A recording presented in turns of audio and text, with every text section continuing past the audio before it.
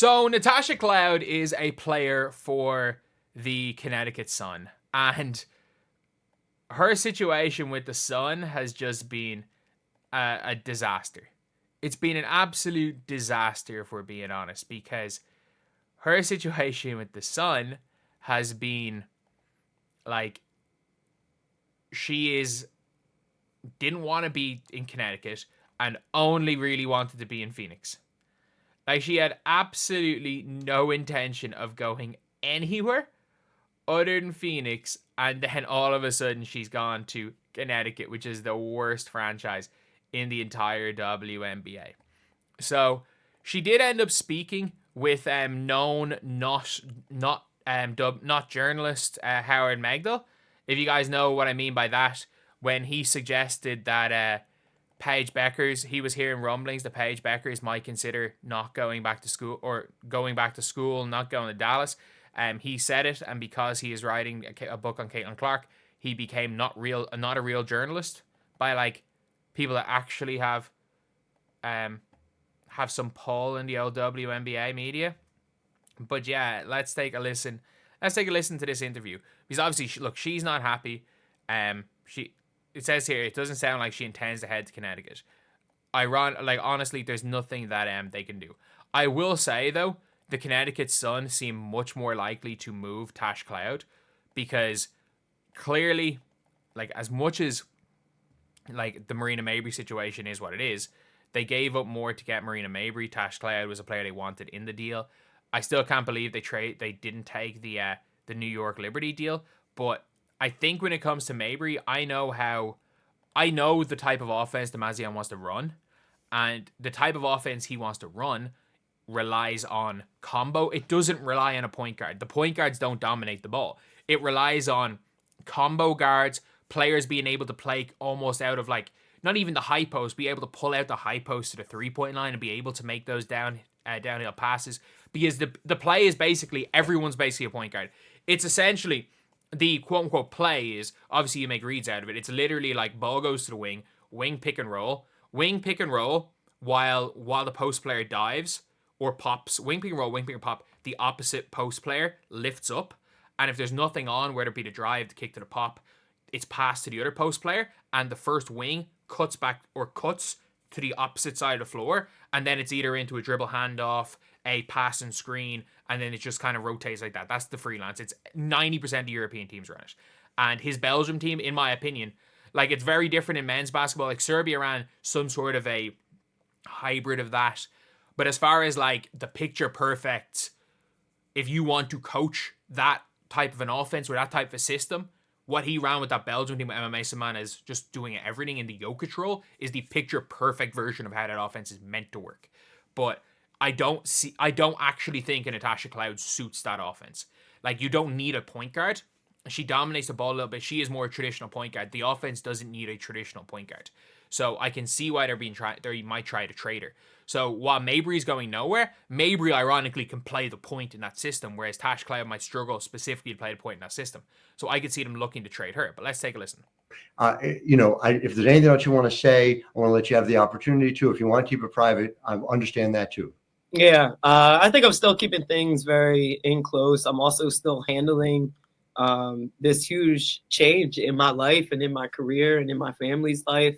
I'm handling it from a mental aspect. I think people just expect players to be treated as a business and go about it because this is what we do. And while we understand that this is a business, there are still human beings behind that jersey. So for me right now, I'm just trying to focus here at Unrivaled at being the best version of myself and really just using the game of basketball as an oasis away from the craziness that is a business. But I will say, regardless, it is nice to be valued by an organization in Connecticut as much as they have valued me within this trade.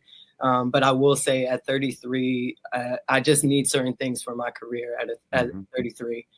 10 years in, I'm going into my 10th year in the W.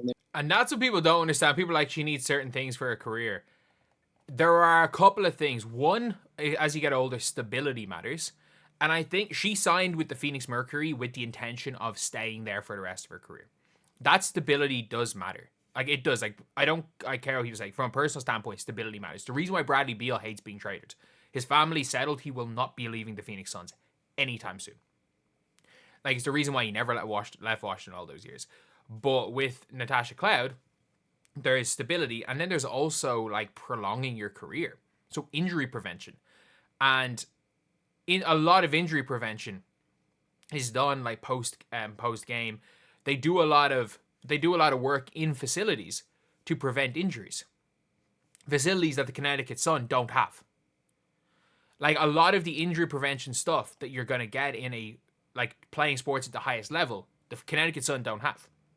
Like, there are semi-pro professional teams that have better facilities than the Connecticut Sun. And there are most D1 college teams have better facilities than the Connecticut Sun. There's just, I got to protect the way that I provide for my family. I got to protect the way that I go about making sure that I have longevity to my career. So I'm just handling it the best that I can right now, just trying to be respectful, handle it as a professional, respecting both organizations as best I can, and making sure that at the end of the day, I continue to put myself and my family first, because this is what it's all about, is providing for my family long term. Yeah, she's not staying in Connecticut. There's no way. Like, and the funny thing is, the Connecticut Sun are going to get a better haul for Cloud than they're going to get from Mabry. They're on similar contracts. Tash Cloud is better. I still think Natasha Cloud ends up with the Liberty. I think there's going to be some form of trade, because Natasha Cloud, she does push the Liberty. No way in hell, like, do the Liberty not become the favorites if they manage to trade for her. Let's just say it's something like 7. What could they trade for her? Like 7, Marquisha Davis maybe, and next year's first, which is going to be like 13, because the Liberty are probably going to win the championship again. At worst, like 11 or 12 in a draft that's nowhere near as deep as this year's draft. I don't hate that, because as much as Marquisha Davis is an athlete, I do want to see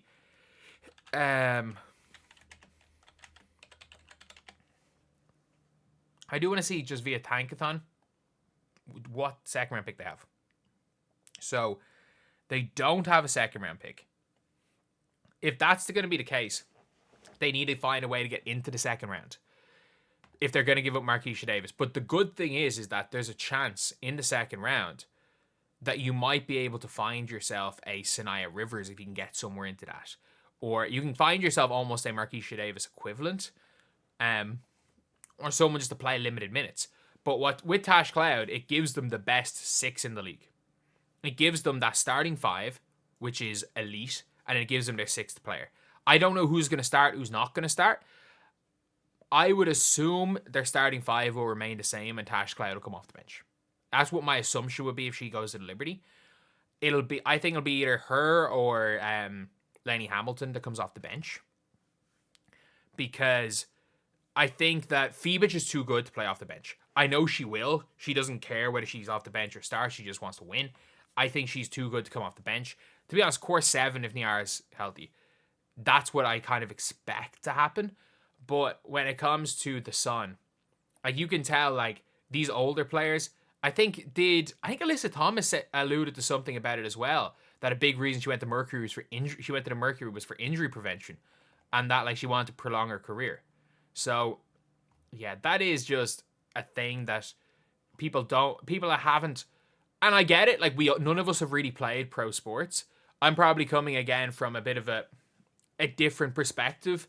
Whereas, yes, I do coach like semi-professional basketball, but there are a lot of pro players. Like, we bring in pro players every year, and one of the some of the problems with high-level pro players either dropping leagues in Europe as they've gotten older, or some players coming from the States, is their careers might be shortened because of, again, we don't have those facilities in Ireland a lot of the time. Like, well, most teams don't. The team I coach doesn't, and that's why a lot of the time for some of these leagues where it's like, regardless of the pay, it'll be hard to bring in kind of aging pros because of that. And you can see that in the WNBA, because there are certain times where players will play for less money if they know it's going to prolong their career, they're going to have better facilities, they're going to have better time. So it's not really a money issue. It's just especially for a 33-year-old. For Marina Mabrey's case, like, I actually think basketball wise, it's the perfect system, the perfect coach, and she's gonna get herself a max. But yeah, it's like, it is what it is for Cloud. But anyway, I'll see you guys.